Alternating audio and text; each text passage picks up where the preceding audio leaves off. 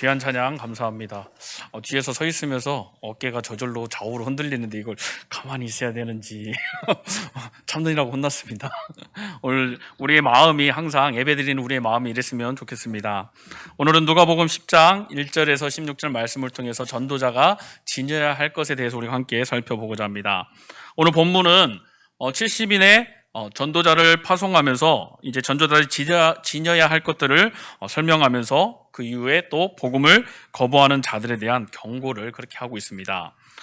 주님은 먼저 따로 70인을 세워서 보내셨습니다. 여기서 따로라는 말은 앞서서 12제자를 파송하신 사건을 전제로 하고 있습니다. 그러니까 그 전에 12사도를 파송한 것과 달리 다른 사건임을 분명하게 말하고 있는 것입니다. 그래서 주님께서 70인의 전도단을 세우신 것은 바로 복음을 증거하도록 하기 위한 것이었습니다. 그런데 우리는 또 여기서 70이라는 숫자를 우리가 좀 눈여겨봐야 합니다.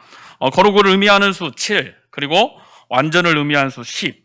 그러니까 7하고 10을 곱한 수입니다. 그러한 의미에서 볼 때 70인이라고 하는 것은 바로 전도를 위해 세움받은 70인만 말하는 것이 아니라 모든 성도들을 상징한다고 할 수가 있습니다. 그리고 여기서는 우리는 성도들의 정체성을 우리가 확인할 수가 있습니다. 그러니까 우리는 다 주님의 복음을 증거하도록 하나님께 세움을 받은 존재들이라는 것입니다.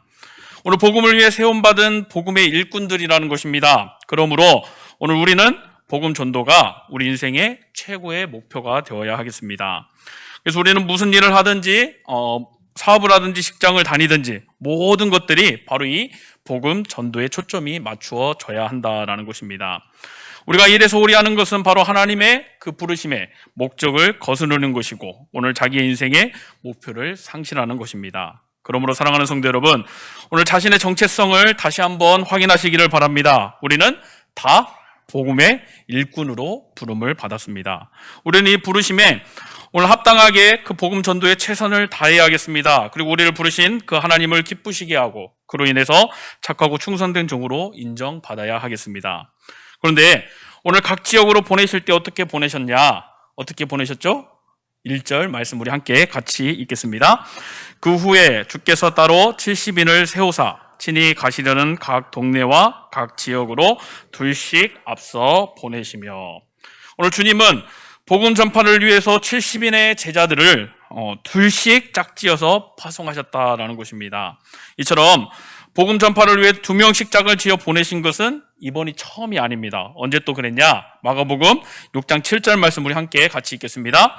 12제자를 부르사 둘씩 보내시며 더러운 귀신을 제어하는 권능을 주시고, 그러니까 주님은 이전에 바로 12제자를 파송하실 때도 오늘 이와 동일한 방법으로 둘씩 보내셨습니다. 그렇다면 우리처럼 주님께서 오늘 복음 전파를 위해서 제자들을 둘씩 짝지어 보내신 이유가 무엇입니까? 먼저 전도의 어려움을 감안하면 혼자 가는 것보다는 어떻게 팀을 이루어서 떠나는 것이 보다 효율적이기 때문입니다. 또 하지만 여기에는 단지 이러한 실용적인 차원보다는 더 깊은 의미가 있습니다. 그것은 바로 그들의 역할 때문입니다. 복음 전파가 무엇이냐? 바로 그리스도에 대해 증언하는 것입니다. 그런데 우리가 너무나도 말씀을 잘 알고 있지만 모세 율법에 의하면 증거가 유효하게 인정받기 위해서는 반드시 2명 이상의 증인이 2명 이상 있어야 합니다.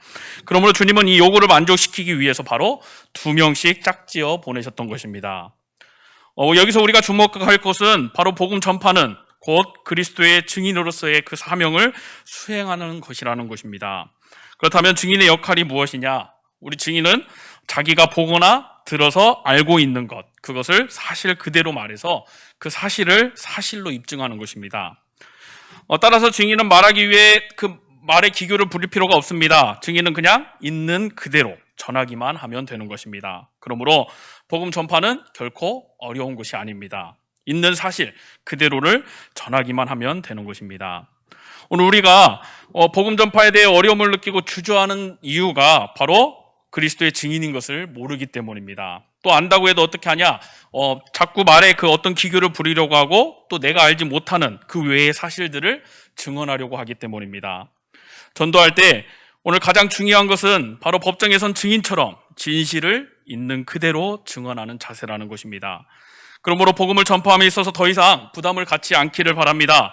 그리스도의 부활을 보고 들은 대로 그 제자들에게 전했던 마리아처럼 여러분이 그리스도와 하나님 나라에 대해 보고 들은 그대로 전할 수 있기를 소망합니다. 또한 뿐만 아니라 우리가 언변 없음을 두려워하며 주저하지 않아도 됩니다. 왜냐하면 오늘 하나님께서는 오늘 모세에게 언변 좋은 안호를 동행시키셨듯이 우리에게도 바로 성령의 능력을 통해서 세상이 감당할 수 없는 지혜를 주시겠다고 약속하셨기 때문입니다. 오늘 성령의 능력을 통해 진실하게 오늘 그리스도에 대해 증언함으로써 오늘 하나님 나라와 그 영광을 확실하게 증거할 수 있기를 바랍니다. 그리고 주님은 이제 추수할 것은 많되 일꾼이 적다라고 말씀하십니다. 2절 말씀 우리 함께 같이 읽겠습니다. 이르시되 추수할 것은 많되 일꾼이 적으니 그러므로 추수하는 주인에게 청하여 추수할 일꾼들을 보내주소서 하라. 아멘. 여기서 추수할 것, 이것은 바로 종말의 때에 구원받을 자들을 가리키는 말씀입니다. 즉 주님께서 오신 시기는 하나님의 그 구속 섭리의 종말기에 해당하는 때라는 것입니다. 그리고 이를 추수기로 비유하신 것입니다. 그러니까 바울이 말한 바로 보라 지금은 은혜 받을 만한 때요 지금은 구원의 날이라는 의미와도 같은 것입니다. 여기서 우리가 주목할 것은 바로 추수할 것이 많다라는 것입니다. 이는 달리 말하면 구원받아야 할 자가 많다라는 말씀입니다. 그런데 추수할 일꾼이 적기 때문에 일꾼을 보내달라고 오늘 기도하라고 말씀하고 있는 것입니다. 이것은 주님이 복음 전파 사역에 있어서 일꾼의 부족으로 인한 애로사항이 얼마나 컸는지를 우리가 짐작할 수 있습니다. 당시 주님을 따르는 무리는 수만 명에 이르렀습니다. 하지만 오늘 정작 그분과 같이 사역하는 일꾼들은 바로 12제자들 그리고 우리가 오늘 함께 보고 있는 70명이 전부였습니다. 이외에도 막달라 마리아처럼 물질로 주님을 돕는 이들도 있었지만 아주 소수의 사람들이었습니다.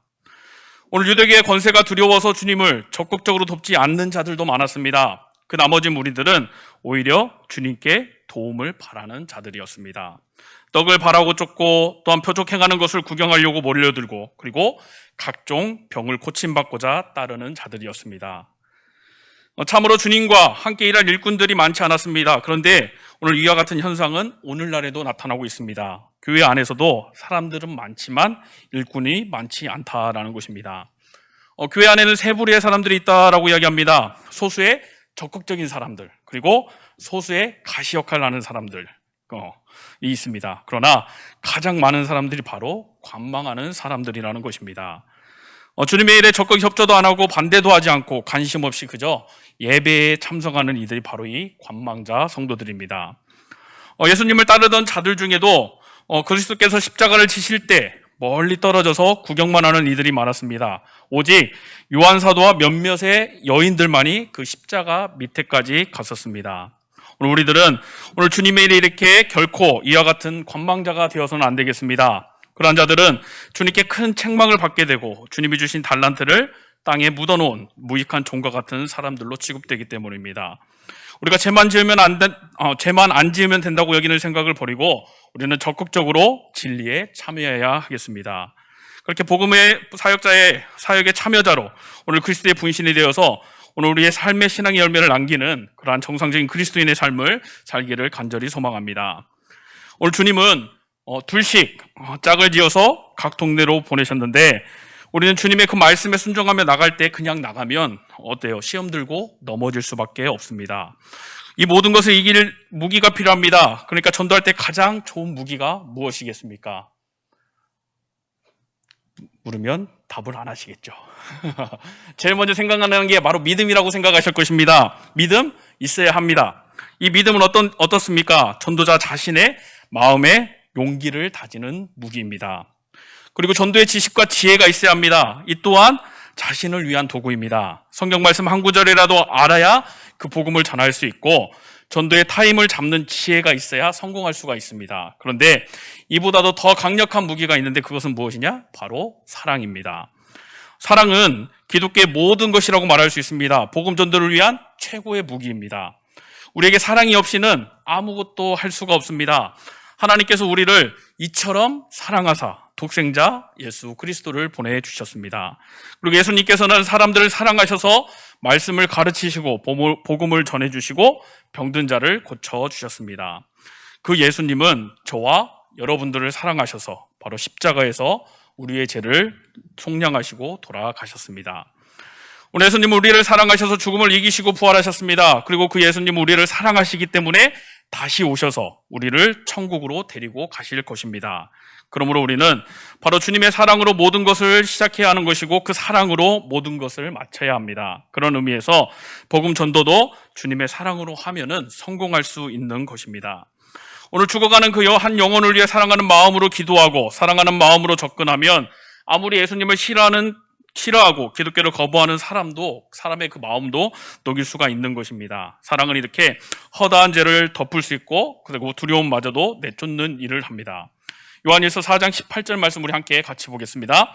사랑 안에 두려움이 없고 온전한 사랑이 두려움을 내쫓나니 두려움에는 형벌이 있습니다. 두려워하는 자는 사랑 안에서 온전히 이루지 못하였느니라. 사랑 안에 두려움이 없다라고 말고 온전한 사랑이 바로 두려움을 쫓는다고 말씀합니다. 사랑하는 마음으로 다가가서 복음을 전하고 사랑하는 마음으로 두려움이 없이 복음을 전하면 구원할 수가 있다라는 것입니다. 그러므로 오늘 우리가 사랑을 가지고 나아가 담대히 복음을 전할 수 있기를 소망합니다. 그리고 예수님께서 이제 70인을 또 전도자로 보내시면서 평안을 가지고 가라고 말씀하십니다. 5절과 6절 말씀 우리 함께 같이 읽겠습니다. 어느 집에 들어가든지 먼저 말하되 이 집이 평안할지어다 하라. 만일 평안을 받을 사람이 거기 있으면 너희의 평안이 그에게 머물 것이요 그렇지 않으면 너희에게로 돌아오리라. 평안이 무엇입니까? 많은 종교들은 수많은 규율들을 만들어 놓고 사람들에게 그것을 지키라고 명령을 합니다. 그리고 만일 그것을 하나라도 어기면 저주를 합니다. 유교도, 불교도, 무슬림도 규율을 만들어 놓고 그 규율대로 살도록 합니다. 유대교도 차가운 돌판에 십계명을 새겨놓고 그것을 지키지 않으면 안 된다라고 이야기합니다. 우리는 그렇게 많은 규례와 규범과 그리고 명령들과 교훈들을 지키기 위해서 무단히 애를 씁니다. 그것이 종교적이든 사회적이든 전통적이든 그것을 지키기 위해서 무척 많은 노력을 하고 살아가지만 어떻습니까? 그 율법은 우리를 차갑게 대하기만 한다라는 것입니다. 많은 종교의 규례와 계명과 율법에는 평안이 없다라는 것입니다.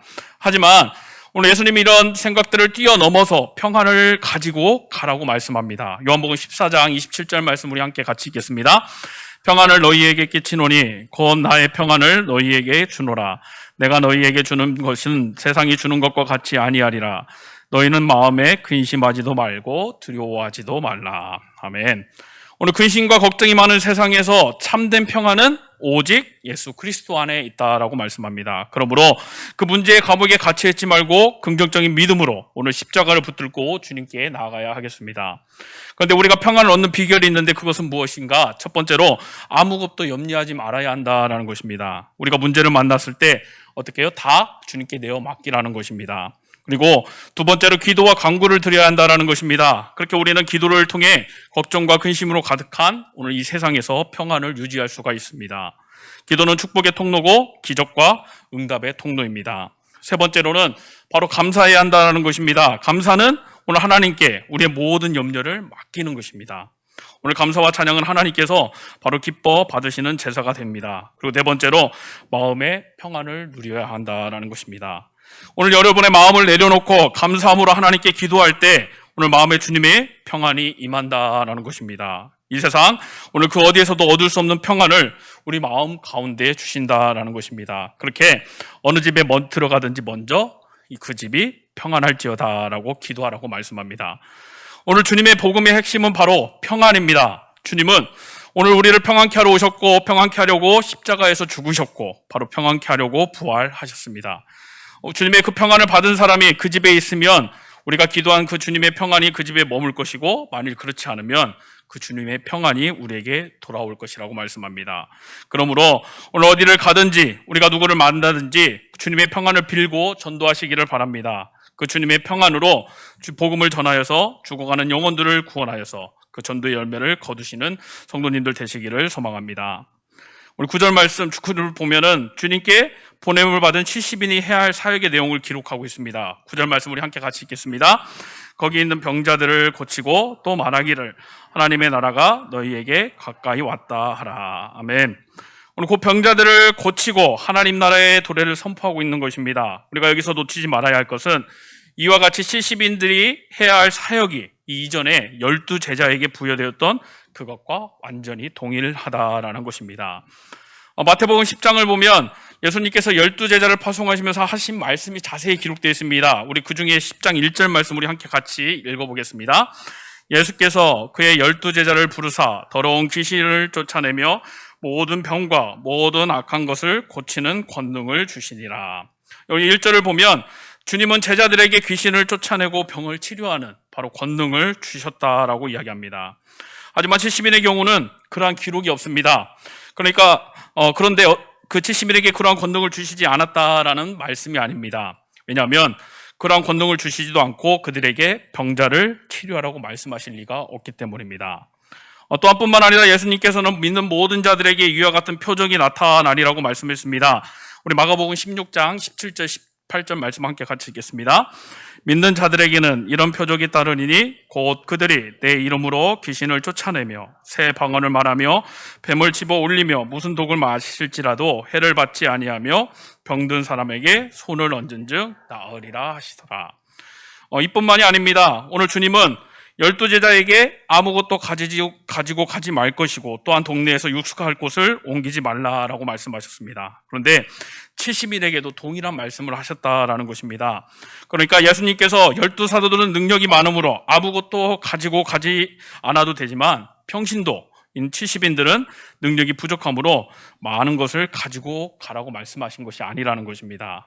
그리고 그 외에도 평안의 인사, 심지어 메시지를 거부하는 동네들에 대한 저주의 말씀까지도 바로 동일합니다. 즉 12사도들의 메시지나 70인의 메시지나 모두 동일한 내용으로 동일한 중요성을 가지고 있다라는 것입니다. 그렇다면 오늘 이 사실이 무엇을 의미하고 있겠습니까? 주님께서는 그 사역과 선포의 내용에 있어서 12사도들과 그 외 제자들 간에 어떠한 차등도 두지 않으셨다라는 것입니다. 그리고 그것은 오늘날 복음 사역에 있어서도 평신도 그리고 사역자 간의 구분이 있을 수 없다라는 사실을 교훈하고 있는 것입니다. 그럼에도 어떻게 해요? 성도들은 나는 평신도니까 라는 생각으로 오늘 사역에 소극적인 태도를 보이는 분들이 있다라는 것입니다. 참으로 안타까운 일입니다. 오늘 우리는 말씀을 통해 이 땅의 모든 그리스도인들은 모두 하나님의 동일한 종이라는 사실을 깨달아야 하겠습니다. 그리고 오늘 같은 형제와 자매로 하나가 되어서 오늘 하나님 나라를 이 땅에 확장해 나가는 그 복음 사역에 최선을 다해야 하겠습니다. 우리 12절부터 15절 말씀 우리 함께 같이 읽겠습니다. 내가 너희에게 말하노니 그날의 소돔이 그 동네보다 견디기 쉬우니라. 화 있을진저 고라시나 화 있을진저 베순세다야. 너희에게 행한 모든 권능을 두로와 시돈에서 행하였더라면 그들이 벌써 베옷을 입고 제 앉아 회개하였으리라. 심판 때에 두로와 시돈이 너희보다 견디기 쉬우리라. 가버나움아 내가 하늘에까지 높아지겠느냐 음부에까지 낮아지리라. 아멘. 고라신과 벳세다 그리고 이제 가버나움에 대한 바로 주님의 엄중한 책망과 저주의 내용입니다. 그런데 오늘 이 도시들이 온유한 주님으로부터 이처럼 심한 책망과 그리고 저주의 말씀을 들어야 했던 이유가 무엇이냐?